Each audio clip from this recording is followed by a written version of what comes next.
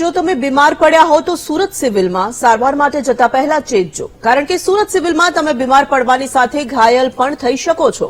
જી હા, સુરત સિવિલ તંત્રની વધુ એક ઘોર બેદરકારી સામે આવી, જ્યાં પુત્રની સારવાર માટે આવેલી મહિલા પર પંખો પડતા મહિલા ઘાયલ થઈ ગઈ છે.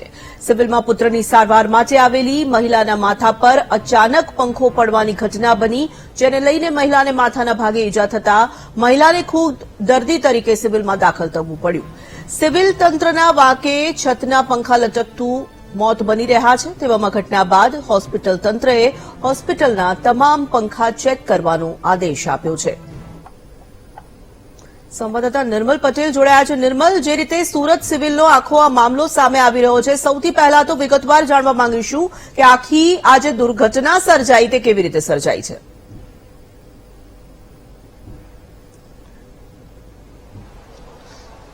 જી ચોક્કસથી ટોરલ કે સુરતના સિવિલ વોર્ડમાં જે એક પેશન્ટ એડમિટ થયો હતો, ટીબીનો પેશન્ટ હતો અને તે છેલ્લા ઘણા સમયથી અહીં પોતાની સારવાર લઈ રહ્યો હતો. ત્યારે તેની જે માતા હતી એ માતા તેની દેખરેખ રાખવા માટે હોસ્પિટલમાં સાથે રહેતી હતી. ત્યારે ગત બપોરના રોજ જે તેની માતા હતી તે આરામ કરી રહી હતી, ત્યારે ઉપર જે પંખો હતો એ ચાલુ પંખો અચાનક એ માતાના માથા પર પટકાયો હતો, જેના કારણે જે સારવાર માટે આવી હતી તે જ મહિલા પોતે પણ હવે પેશન્ટ બની ગઈ છે અને દર્દી બનીને તેઓ પણ પોતાની સારવાર લઈ રહી છે. આપણે તેમની સાથે સીધા વાત કરીશું. જે માજી શું ઘટના બની હતી?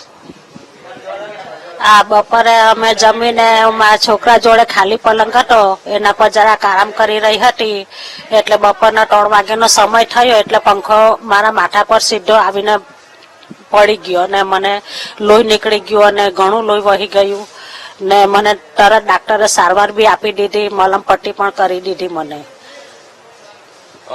જ્યારે પંખો પડ્યો ત્યારે તાત્કાલિક ડોક્ટર દોડી હા આવ્યા, તરત જ દોડ્યા, તરત મને મલમ પટ્ટી કરી.